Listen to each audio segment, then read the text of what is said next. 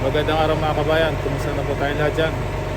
Ngayon naman po, sa video kong ito ay ipapakita ko po sa inyo ang aming lakad papunta po sa Maritime Province dito sa Canada.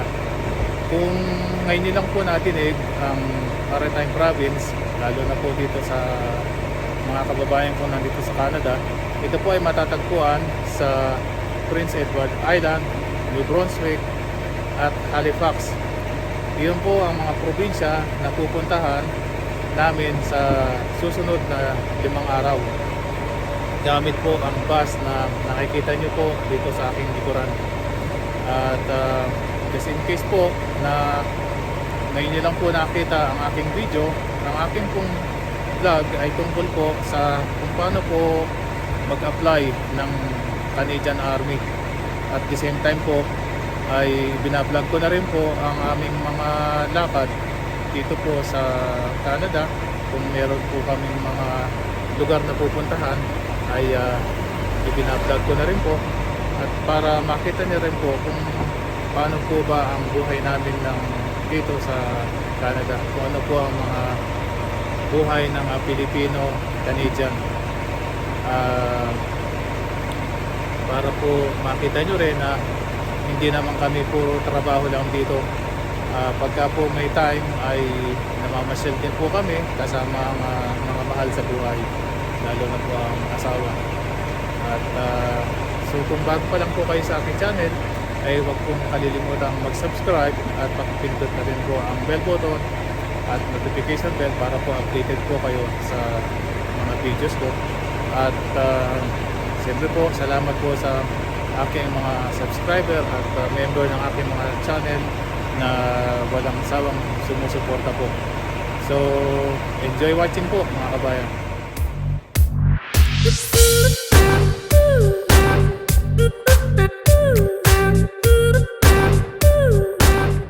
What does it mean, Témiscouata?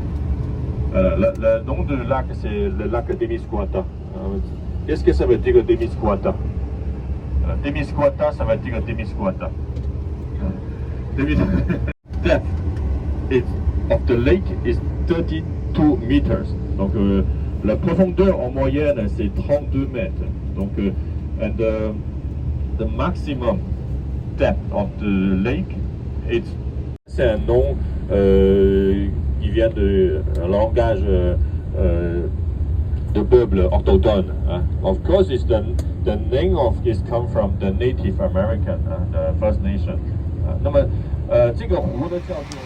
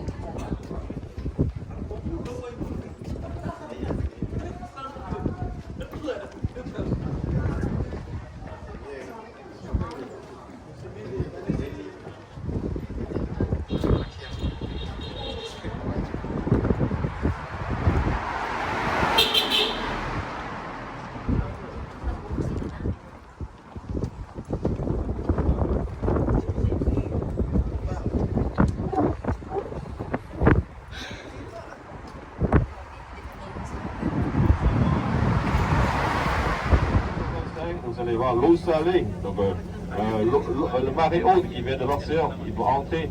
Alors, il change. Et c'est ce qui change la direction et en plus, alors, ça crée des rapides,